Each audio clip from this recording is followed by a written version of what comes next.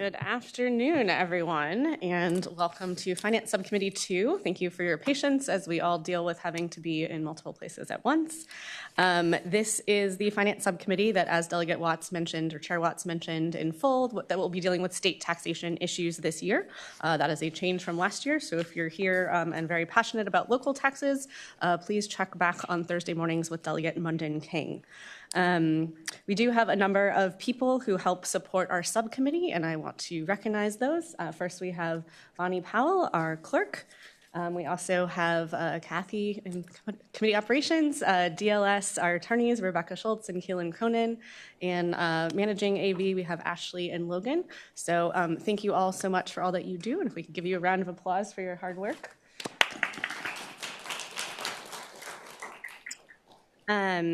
I know that people may trickle in, but we do have 5 bills on our agenda, and I think to help manage our docket, I'd like to just gauge how many people are in the room. Could you please raise your hand if you're here to speak either in favor or opposition on HB 1572 from Delegate Ware? Okay, thank you. 1668 from Delegate Wright. Okay. 1682, Delegate Cohen. Got it, thank you. 1743, Delegate Watts. Okay. And 1841, Delegate Wyatt. Okay, thank you. So I think we have time to allow for up to 2 minutes of testimony per person, and we'll start in the room. And is there anyone signed up online for any of these? Yes. Okay. 1743, okay, got it. Okay, wonderful. I think there is a timer somewhere in front of me, and someone will. Oh, okay, wonderful. We will all be able to see that. Great.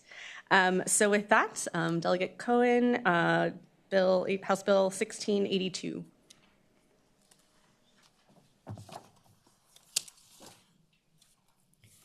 Thank you very much, Madam Chair and members of the committee, for allowing me to come present HB 1682. This bill is identical to HB 510 from last year. As you know, VRE is jointly owned by 2 transportation commissions, NVTC and PRTC, and is exempt from paying state taxes on any direct purchases. When procuring surplus lines of insurance, which they must do because they're contractually required by their host railroads, CSX, Norfolk Southern, and Amtrak, to have liability insurance coverage, VRE also carries cybersecurity insurance that's procured by employing the services of an insurance broker through the surplus lines market. The Commonwealth imposes a tax on service line brokers equal to 2.25% of the premiums collected for each policy. That cost is then passed on to VRE. In FY24 alone, those Virginia taxes were roughly $100,000 of taxpayer dollars. So this bill 1682 would exempt surplus line insurance policies purchased solely for commuter rail service from the state tax imposed on its broker, thereby saving VRE approximately $100,000 a year. Last year, this bill passed unanimously through the House and then ran into Senate Finance, as many of our bills did. And so if you have any technical questions, I do have an expert witness here, but happy to answer any that I can with my limited knowledge of the tax. Thank you, Delegate Cohen. Delegate Orrock? Yeah, Madam Chair, one question. Basically. Would she have an aversion to me moving to recommend reporting the measure? Madam Chair, I would not have any aversion to. Madam Chairman, I have a motion. Delegate Orrock. I'd move to recommend reporting 1682. Second. Thank you. It's been moved and seconded to report 1682. Clerk, please open the roll.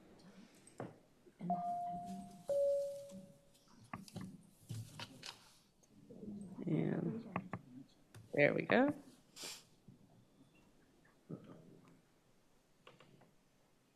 There's no opposition. I'm voting, but I'm still having a problem voting. Thank you, I'm sorry.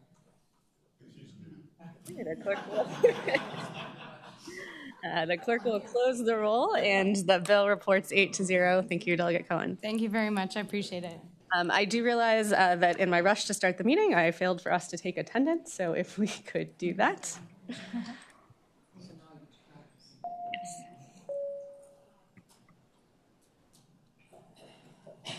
And the clerk will close the roll. And next on our agenda, House Bill 1668, Delegate Wright.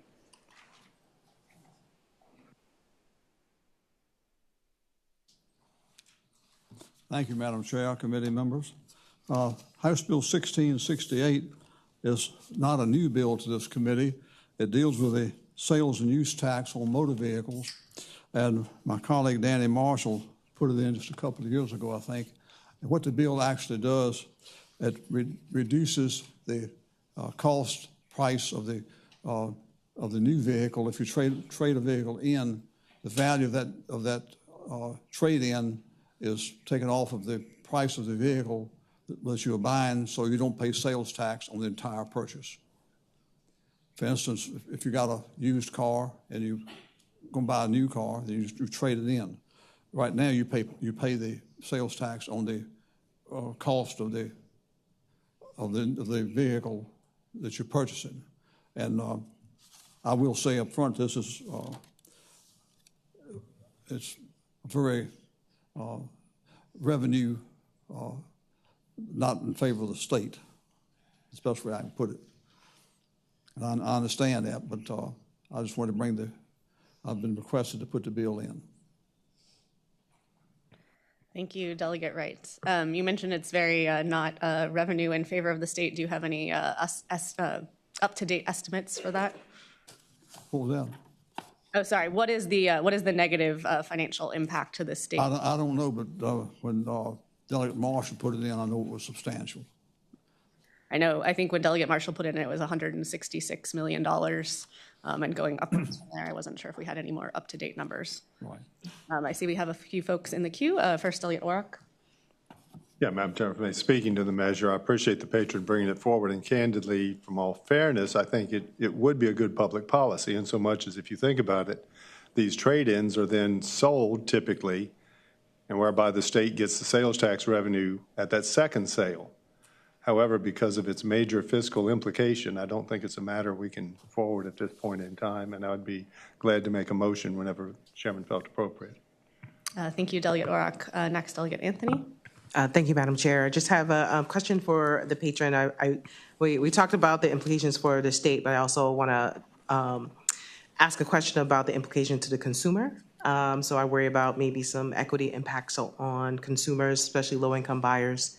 Just want to make sure will they be disproportionately affected by this particular legislation? Is that a question? That was my question. Okay. You're right. Well, it would benefit the customer, of course, but it would be a impact upon the state and loss of revenue. Yeah, Madam Chairman. If I may, kind of further clarification. So what this would do, if you buy a $20,000 car but have a $5,000 trade-in, right now you're paying sales tax on the full $20,000. What this would do would be subtract the $5,000 for the trade-in value, and you would pay taxes on the $15,000. So to the consumer, they would pay less tax. And then the dealer, when they sell that $5,000 car, the state should get the revenue from that. But that's still that differential that we're currently taxing. While I think it's unfair, I think this is good public policy, but not good financial policy right now for the Commonwealth. So it would benefit the consumer to go forward with the bill, but if we felt as a committee it needed to go forward, it'd have to go to appropriations because of the negative revenue implication. Follow up, Madam Chair. Delegate Anthony. So just for clarification, it's sort of like just the nonconformity of evaluation methods? No, it's basically double taxing that trade-in vehicle right now. Understood. Thank you, Madam Chair. Thank you, Delegate Anthony, Delegate Orrock. Next, Delegate Watts. Thank you. First, a question of a tax department representative and then a comment. I want to clarify whether or not a fiscal impact statement has indeed been done for this. I think one has been done. I just haven't seen it yet. Yes, if they could share what that impact is, at least for the next full fiscal year, and where the impact would be? Is it on transportation funds?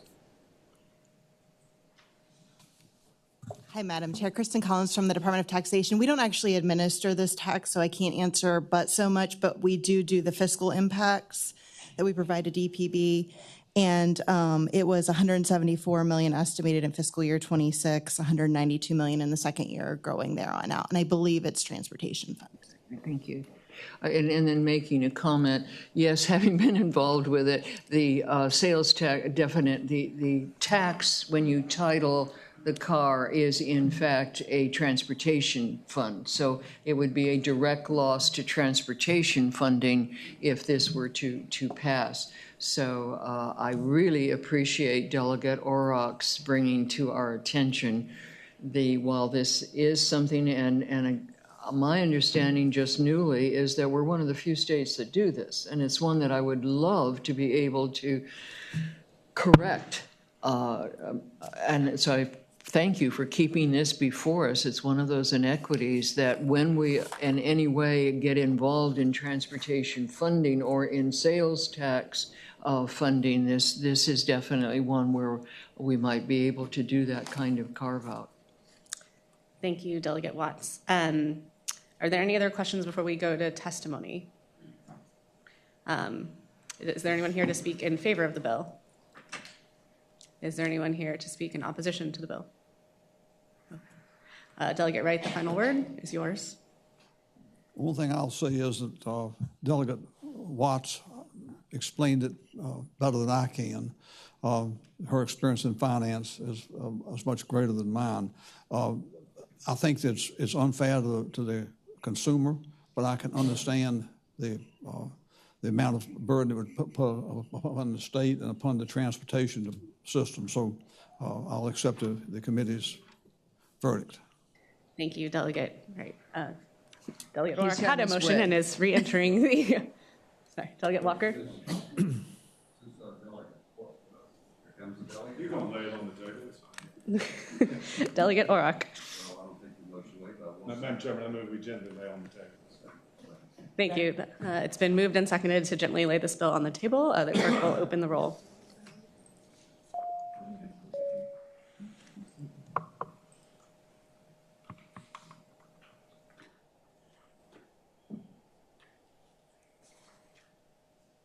Delegate Watts.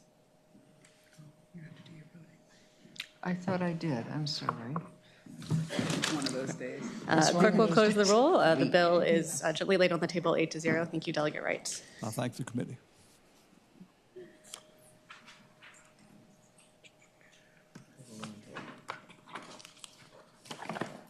The committee will be at ease for 1 second while I clarify.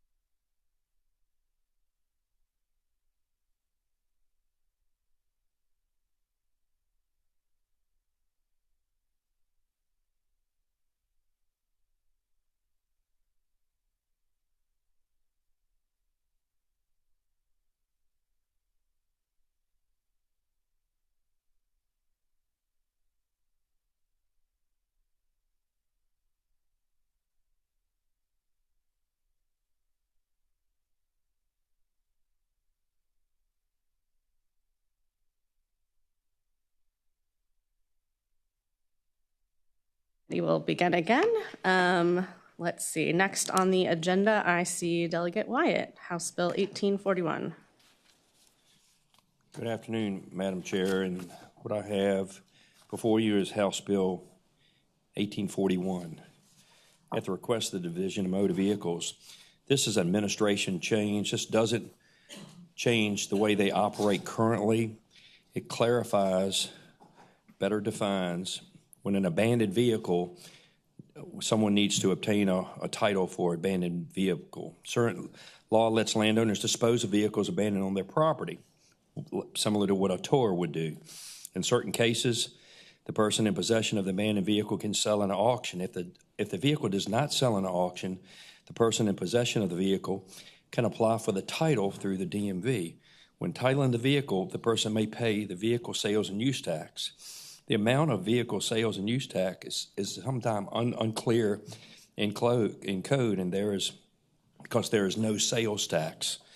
The bill helps make clarify how the motor vehicle sales and tax will be assessed as they charge sales tax or someone trying to obtain a title. And I do have folks from DMV here today that could answer any question that you may have as well. Thank you, Delegate Wyatt. Are there questions or comments from the committee for the patron? None. Is there anyone here to speak in favor of the bill? Is there anyone to speak in opposition of the bill? Seems like a fairly straightforward bill, Delegate Wyatt. Delegate Watts.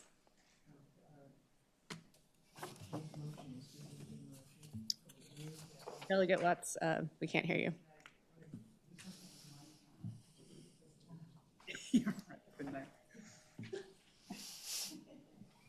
That making a motion and speaking to the motion. Yes. Making the motion to recommend reporting. Speaking to the motion briefly, I just have to say that when I said yesterday I learned something every day on this bill, I learned something. That I would have assumed that the tax was a tax at the point of sale. And then I read the code and I'm saying, oh, it's collected at the time of titling, and therefore an abandoned vehicle wasn't sold, but at the time of titling, we are in fact then applying the same tax to an abandoned vehicle defined in the same way. So I just find this a constant learning stream of how we administer our taxes to be challenging. Thank you, And I believe you had a motion? I move to recommend reporting HB 1841. There's been a motion and a second to report House Bill 1841. The clerk will open the roll.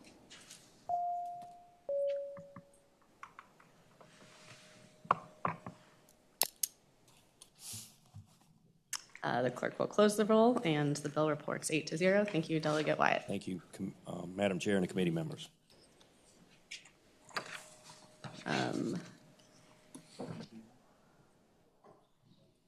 Next, we have two bills from our committee members, and so perhaps we'll go with the Uber Chair's bill first, House Bill 1743. Unless she would prefer us to go with the other bill first.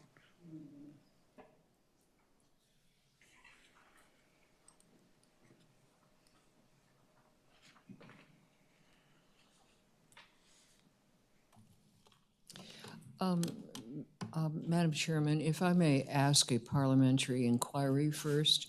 If I am presenting the bill and we come to a vote on the bill, will I be able to vote if Delegate Sullivan is not here? Yes. Thank you.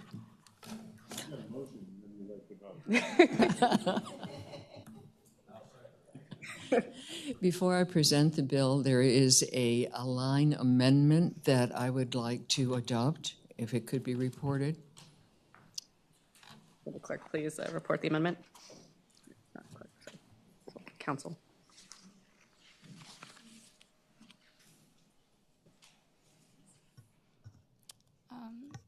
So I'll report that amendment and then check to see if it's online. On line 52 of the introduced version, after receipts, strike the remainder of line 52 and through tax on line 53 and insert regardless of whether deductions are allowed in computing such tax.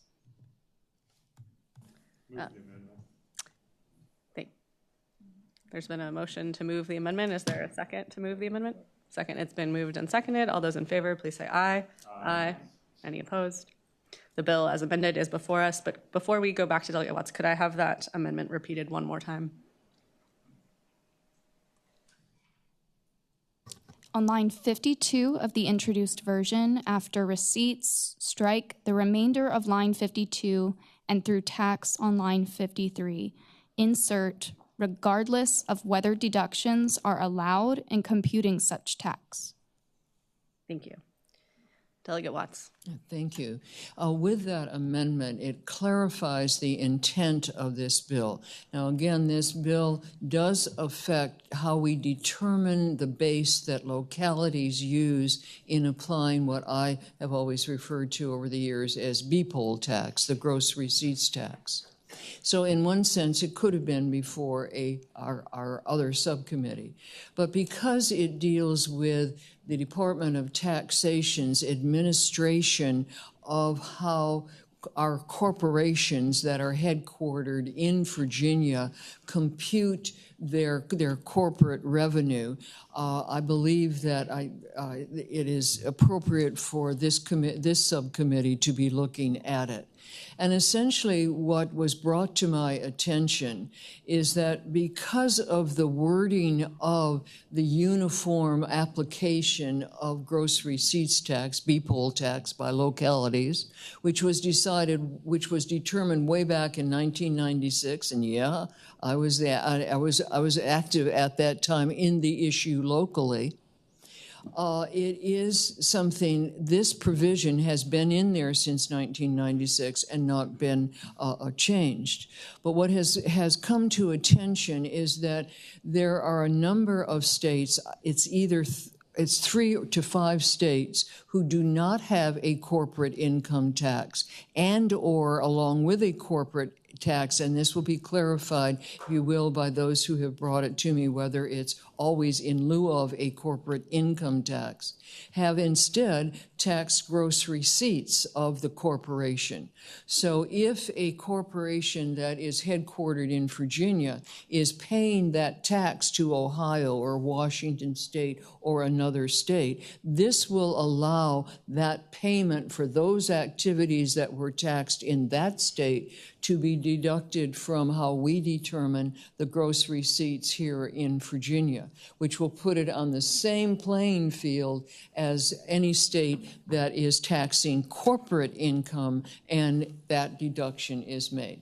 And that's, I hope, as simple an explanation as I can provide. There is a fiscal impact statement, as usual, when it comes to local taxes. It is very difficult. There will be some impact. It will depend upon whether you have corporate headquarters within that locality. I would try to justify that impact by saying that the amount of gross receipts tax that might be collected by that locality on a slightly smaller base that has been reduced by the taxes that were paid to one of the states that use the gross receipts tax, I really think will be minimal given that all of this layering until you actually get down to applying the gross receipts tax at the local level, the B-poll tax at the local level. But I do think on the basis of equity, of fair treatment, that we clarify this so that we don't have a double taxation situation. The final thing that I will point out on the bill before you is that it very specifically is defining what income is as far as how it is used in computing income tax, corporate income tax, so that it is uniform and there's no misinterpretation of what income is, allowing anyone to argue a loophole. This ties it down by citing the U.S. Code. Thank you, Delegate Watts. Before we move to testimony, is there any questions from the committee, the patron? Seeing none, is there anyone to speak in favor of the bill? Good afternoon, Madam Chairwoman, members of the subcommittee. My name is Ethan Betterton. I'm Director of Public Policy for the Virginia Chamber of Commerce. House Bill 1743 is an important bill for Virginia's business community, and Delegate Watts did a great job of just explaining why, but I'd like to go a little bit further. Long-standing law governing the B-poll tax regime requires businesses to deduct from their gross receipts, and you'll see this in the bill, and since 1996, any receipts attributable to business conducted in another state in which the taxpayer is liable for an income or other tax based upon income. Well, recent rulings from the Department of Taxation have kind of muddied the waters for businesses, tax professionals, and really localities as well regarding what are allowable out-of-state BPOL deductions. Now, the purpose of the out-of-state deduction, as Delegate Watts described, is to eliminate the risk of double taxation. Tax experts widely agree that double taxation should be avoided because it is both unfair and inefficient. And additionally, the deduction exists to ensure that Virginia does not tax business activity that occurs outside of the Commonwealth. That would violate the U.S. Constitution's Commerce Clause. And I'll note on line 41 of the bill, the shall there, businesses have to do these deductions because otherwise tax administration would get wonky very quick. But under the current interpretation, businesses may be doubly taxed for sales attributable to those states, which, though they do not impose a traditional net corporate income tax, nevertheless tax businesses on their receipts-producing activities. From the Chamber's perspective, this is a competitiveness issue for Virginia. Businesses are going to be more reluctant to locate in the Virginia if they are subject or may be subject to double taxation, even if they think they might be subject to double taxation. This change is also much needed because states across the country continue to explore adopting gross receipts-based taxes on business activity as an alternative to traditional net corporate income taxes. And as other states change their tax laws, we want to be sure that Virginia's tax law is able to account for those changes. This bill, we believe, would allow Virginia law to do that. The bottom line is that from the Chamber's perspective, is that this bill provides much-needed clarification, again, for businesses, tax professionals, and localities alike regarding what is an allowable BPOL deduction, and that will serve to make tax processes more efficient across the Commonwealth. We'd like to thank Delegate Watts for patience in this important legislation, and I've also been asked to relay that although the Virginia Society of CPAs was not able to join us for today's meeting, they are supportive of the bill as well. Thank you, Madam Chairwoman, for your time, and members for your time and consideration. Great, thank you. Is there anyone in the room to speak in opposition to the bill? I know there's someone online, but we'll do in the room first and then go online.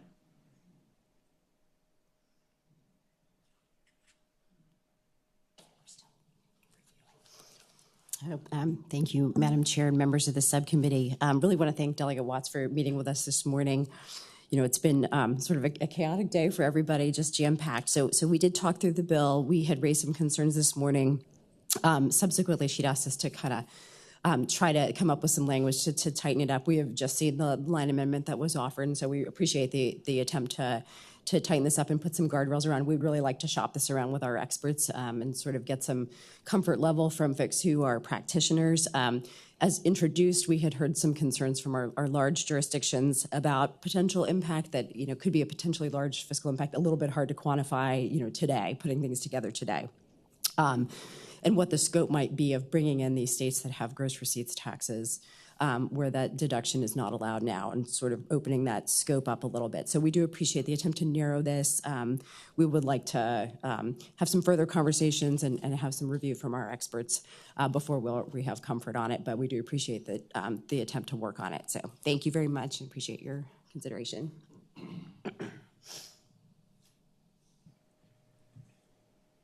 Good afternoon or good evening.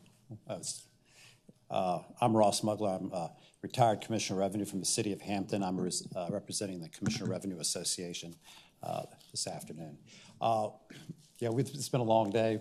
We've talked to like 2 attorneys, 2 tax experts, and it's very complicated. They all had recommendations. Most of them didn't want to change this at all because we have payroll apportionment now, and then that allows deductions that take place. But there was no impact done on the local revenue in the state, but the state impact study did say there is impact on the local revenue. It will reduce it. We did talk to the Commissioner of Revenue from Norfolk, who is an attorney, Blythe Scott, and she estimated it would cost Norfolk between $3 to $4 million a year. In addition, Fairfax County looked at 3 pending matters, and this is as it was presented earlier before we saw the new language, and they had the 3 matters would be an impact of $1 million. So we certainly, we both agree, we go way back. We don't want to double tax anybody. That's not our business. It's also confusing when you get into a gross tax and a net tax because you're talking about apples and oranges, and that's where some of the confusion comes into play. And so we just need a little bit more time to digest it and get it out to some of our practitioners out in the field. So thank you. Thank you.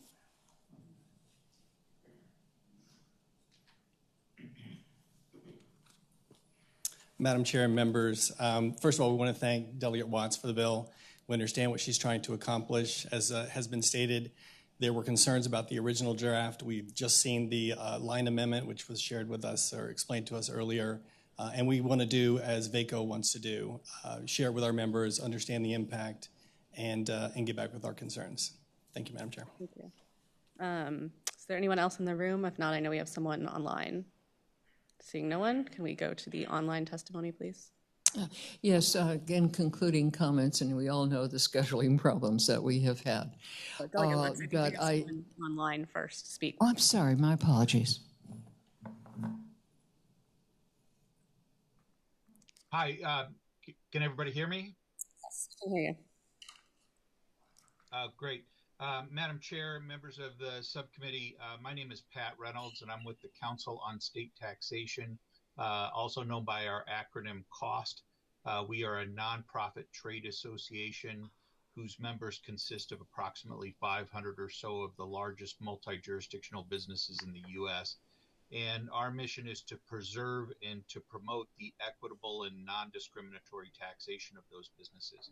So in other words, we are not an anti-tax organization. We just want to make sure that taxes are based on fundamental, sound principles of tax policy. I, like Delegate Watts, also refer to this as the B-poll tax. And the B-poll tax currently allows a deduction for gross receipts attributable to jurisdictions in which there is a corporate income tax. The problem with that is that there are several jurisdictions that do not have a corporate income tax, and they have a different type of corporate activity tax. For example, Ohio has a commercial activity tax, which is based on gross receipts. Texas has a franchise tax based on gross margin. That starts with gross receipts, and then you can subtract either a cost of goods sold component or a compensation component to arrive at taxable gross margin. If this is not corrected, it does raise constitutional concerns. The U.S. Constitution requires that taxes be fairly apportioned and not tax extraterritorial activity. And this bill would simply clean up the version of the B-poll tax, make it constitutional, and make it fit with fundamental concepts of fairness and equity. And I know I'm running out of time, so I'd be happy to answer any questions. Thank you. Are there any, Delegate Watts, Delegate Orrock. Delegate Watts, do we not need to put a January 1st, 26 effective date on this so that local governments won't be impacted in their current budget cycle? Enactment language says the provisions of this act will become effective January 1, 2026. So we know it won't impact the 25 tax year, and local governments anticipating those revenues in this budget cycle, they would then at least be able to accommodate it in the next annual budget preparation. Madam Chairman, as I process the delegate's question, the local governments will be passing their budgets typically by July 1. So having this effective July 1 for the tax year that they are going to be planning on would, I believe, be in sync with the budgeting of local governments rather than delaying a year. Yeah, I understand. I guess I was trying to give local government at least a 6-month breathing room here to kind of assimilate to it, but I'll defer to the patrons' wishes on that matter. The other, if may, Madam Chairman. And Delegate Watts, would it be your preference that the subcommittee act on it today with the assurance from you that you'll work with the other stakeholders and try and bring peace in the valley by the time it comes to full committee? Madam Chairman, the delegate has anticipated exactly what we were whispering about, that I would speak to the chairman of the full Finance Committee, and the fact that we will not have full committee until Monday.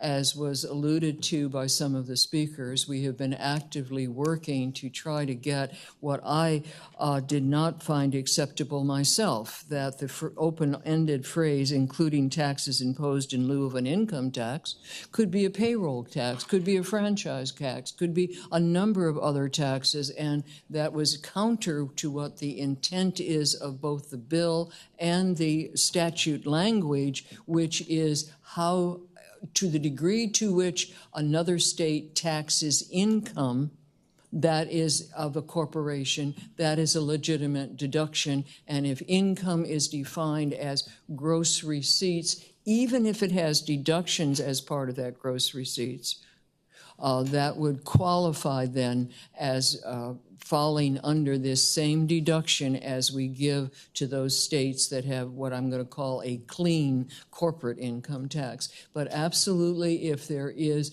a language that would help on that, those words defining what we mean and limiting a gross receipts tax in lieu of an corporate income tax, I certainly will continue to work with all that are involved, both as we heard the legal situation that we're in if we don't make this correction, as well as making sure that it's tight enough so that it doesn't open up any other opportunities. Thank you, Delegate Watts. Delegate Anthony. Thank you, Madam Chair. I would like to make a motion and like to speak to that motion. So I would like to move to report to full committee, understanding that the full committee will be meeting on next week, but that I am, as a representative of Norfolk, I am concerned about the fiscal impact on localities. And so I would like to have an opportunity for the Madam Chair, Chair Watts, to be able to work with stakeholders on this and being able to assess the language in this in particular, and so that we could get some feedback to make sure, and then with full committee looking with eyes on this, then we can make a better determination. So I move to report to full. Thank you, Delegate Anthony. There's been a motion to move to report House Bill 1743 to full committee. Is there a second? Second. There's been a motion and a second to report to full committee with continued work by the very competent chair of the Finance Committee with stakeholders in the intervening time period. The clerk will open the roll.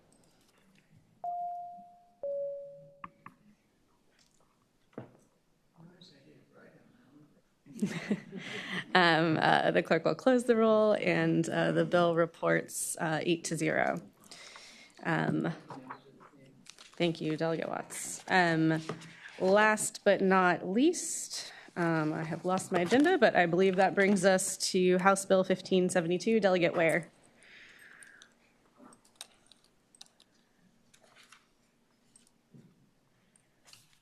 Thank you, Madam Chair and members. I do have House Bill 1572, and this measure I have brought out of a concern for a number of small businesses that sell cigars in the Commonwealth of Virginia, who tell me that they are losing business to our neighbors because the rates are significantly less expensive for cigars in those neighboring places. In fact, the District of Columbia does not have a tax whatsoever of an OTP nature. North Carolina is significantly lower at 12.8%, where ours is 20% due to the budget. I could go on, but the 4 other states that actually border Virginia, the same kind of thing is true. They all charge a lesser amount. I would note, too, and many of you know this already, the Code of Virginia sets that rate at 10%, but we have done by budget a 20% rate for several years now. And this is really putting a strain on what are basically family businesses. Most of these are sort of a niche market, and particularly those in Northern Virginia or closer to North Carolina are feeling it, but not only them. And so this bill would place a cap on the charge on these cigars at 20% or 30 cents per cigar, whichever would be lower. And it would also provide for the tax department to have a more focused way of capturing what the data would be and come up with what I think would be a more accurate fiscal impact statement on what the amount is that this captures in Virginia. That's a very brief description of what the bill would do. the rationale for my bringing it. And there is a representative from the Cigar Association of Virginia who can give more specific information if you care, Madam Chair. Thank you, Delegate Ware. Before we move to testimony, is there any questions for the patron at this time? Delegate Anthony. Thank you, Madam Chair. I just have a question for the patron. Madam Chair, I would like to know, and I'm just reading this bill, I remember asking the question, we will still have to increase taxes on another product in order to offset the revenue of the cap. So do we know any implications of that tax increase? So I am not aware that we're going to be increasing on any other project. And yes, please. Yes, I'm Mike Carlin with Access Point Public Affairs on behalf of the Cigar Association of Virginia. And I would just say the policy question that we're asking you to consider here is whether or not it's appropriate to have a tax on cigars that makes our small retail cigar businesses uncompetitive with stores in other states. The issue of how to make up if you put a cap on, which will allow them to compete again and sell cigars again in competition with these other states. The issue of the revenue, the fiscal impact, $2.5 million a year, each year, going out, recovering that is the question I think that Delegate Anthony is asking. You know, how would you recover that? And there have been a number of options discussed, but that'll be a decision by the Appropriations Committee. You know, how do they want to do this? Does the Commonwealth do we just backfill it? Do we find another tax that can be an offset? Are there other decisions that can be made in the Appropriations Committee to pay for this? But the issue here, I think, really is it right? Is this the right public policy in Virginia to have our stores who sell cigars, and oh, by the way, that's all they really sell. They're not like a convenience store where you sell lots of products. So if you get hit really hard on this OTP tax on cigars, it doesn't really hurt you. With these guys, that's all they sell. So the point is, I think that we're trying to get to a place where we get the right policy and then figure out the money is our request. Thank you. Delegate Lorock.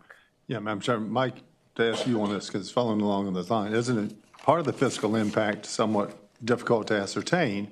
Because am I correct, the hope is that the actual sale of product may increase that would offset the current cut we're getting right now, that yes, the tax itself will be cut, but hopefully product sales would increase to somewhat mitigate the reduction. I don't think it'd be a complete wash, but isn't that part of the challenge of knowing how much the fiscal impact is going to be on the measure? It is. We did a market analysis, and I think the tax department has tracked what we're doing.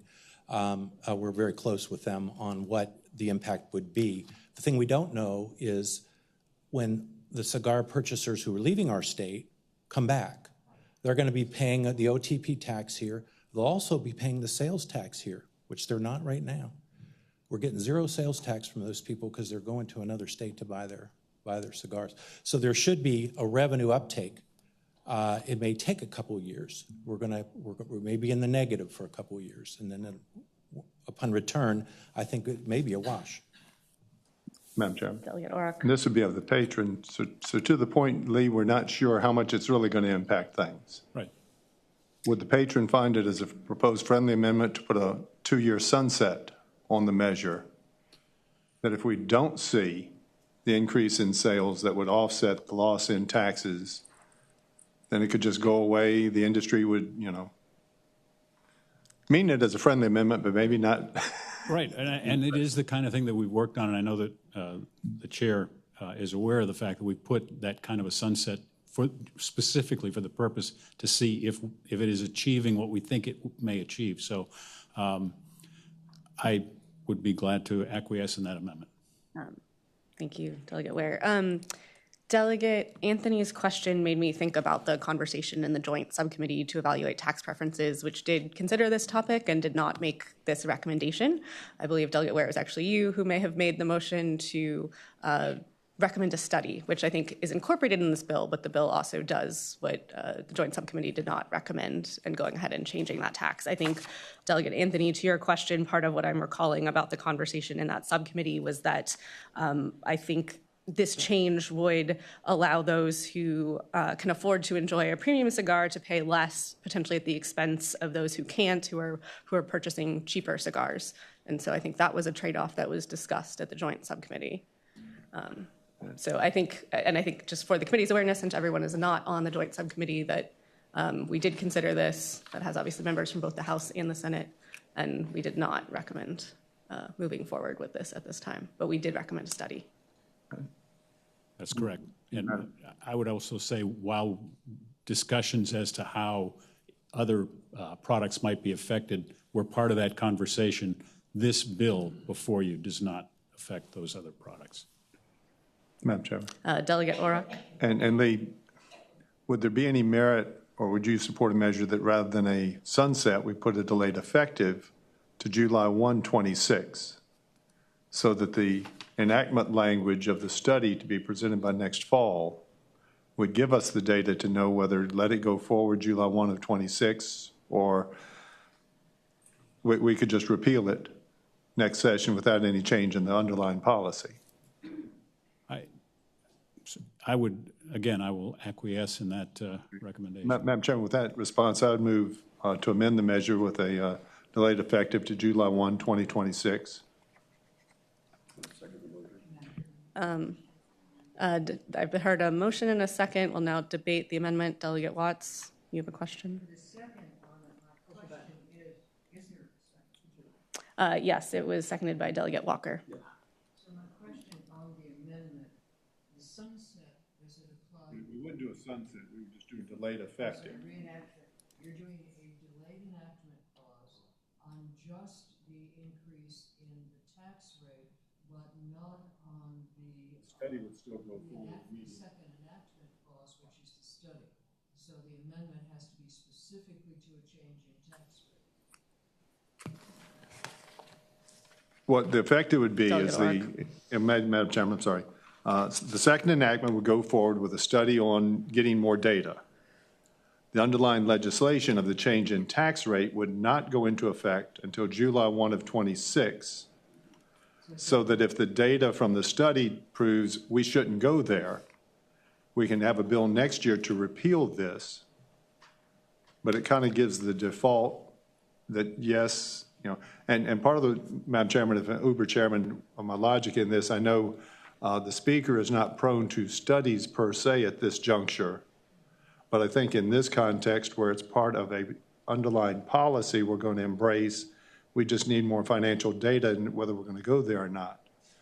That hopefully is a way I would suspect to thread the needle, that we may embrace the underlying policy, but we want more data before we go forward.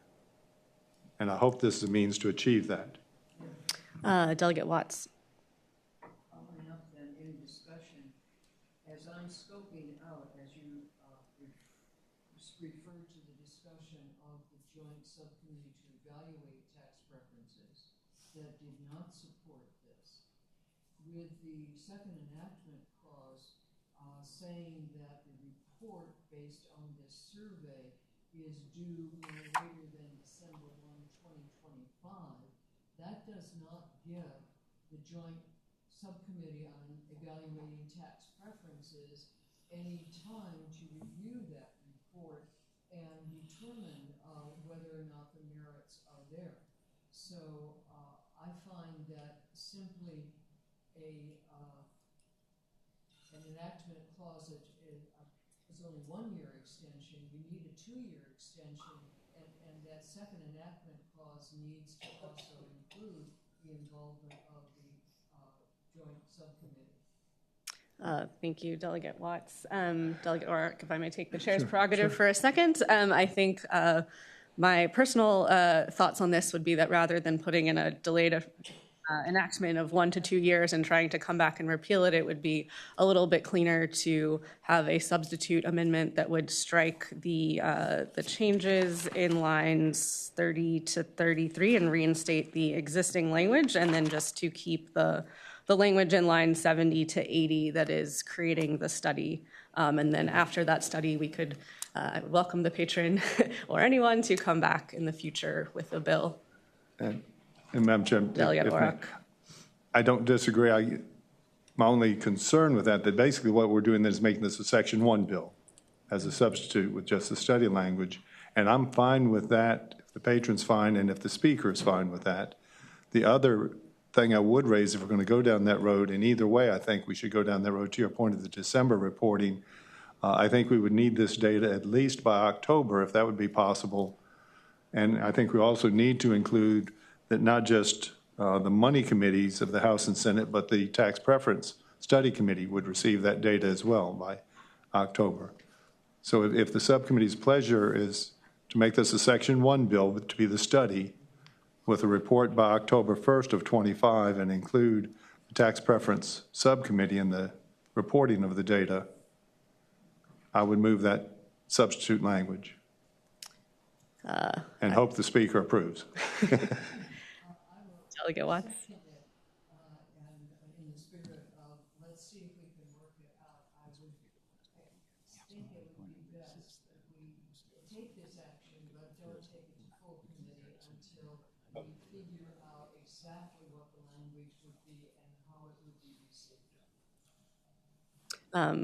Thank you, Delegate Watts. Do we have, yes. Sorry, you guys were so close. Kristen Collins from the Department of Taxation. The one issue with that approach is we're not going to get the data. We need to add it to our return, and we won't be able to do that till October 1st. That's stated in the impact statement. So we can pull the data. We just won't have it by then. Yeah. Sorry. Delegate Orrock. Madam Chair, Kristen, come back. Would y'all have any interim data? Madam Chair, Delegate Orrock, unfortunately, no. That's the whole problem is our return data, everything is kind of lumped together. So we don't have any data on how many premium cigars are sold in Virginia and at what amounts reflected on the return. So what we would need to do is amend our return to collect that data. We've done estimates based on data from, I believe, the Tax Foundation and the Cigar Association. So we do have estimates on it, which is what's in the impact statement. We don't have actual data from the returns. And follow up. And would December give you the time you needed to compile the data if you're just? I believe we would have 1 to 2 months of data, which we could extrapolate, but it would just be one point in time. So, sort of.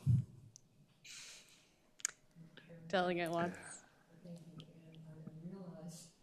We've all been, some of us have been at this a while and things are slow. I feel uncomfortable, and I may even remember correctly that in budget language, the rate was increased even more. So I'm not going to assume that the budget committees are going to be accepting of any loss of revenue while all this gets worked out.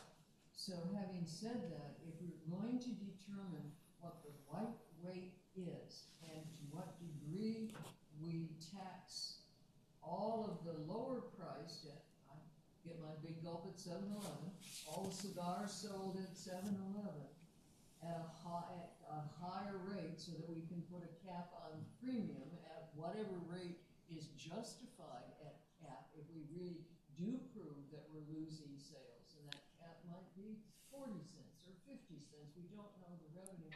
All of this, I think, is too important to rush. And so while I know the frustration, I really think that this study has to go into the following year as well. And so it has to be the dates in what we draft for this Section 1 bill will have to be over a 2-year period that allows for proper action in the 2027 General Assembly rather than 2026. Thank you, Delegate Watts. Delegate Orrock. Yeah, Madam Chairman, made to the patron. If it's agreeable, I'm going to ask for the measure to go by for the day so that the patron can work with stakeholders and maybe by our next meeting have some consensus on this. I think we may be close to the Uber chairman's point. We frequently see language where there is a date certain a report has to be produced, and then also language as soon as practicable, or where if they've got the data before the 2 years are up, they can provide that to the Tax Preference Study Committee so that maybe by the 27th session we would have the data and be able to move forward. But I think that's something we're not going to be able to fix here this evening. And I would just ask if it could go by if the patron is agreeable to that. I'm certainly agreeable to that, and I would hasten to add a couple things related to the conversation. I'm not aware of the budget ever having more than the 20%. We can double check that for sure. And I would also note that even though the discussion in the committee studying preferences did bring in the cigars you find where you get your big gulp, they are not affected by this legislation. So I just want to distinguish those things regarding the legislation that is before you today. Thank you, Delegate Ware, for that. But I'd appreciate that time, and I'm certainly glad to work with TAX at coming up with a date certain that makes sense. Thank you, Delegate Ware.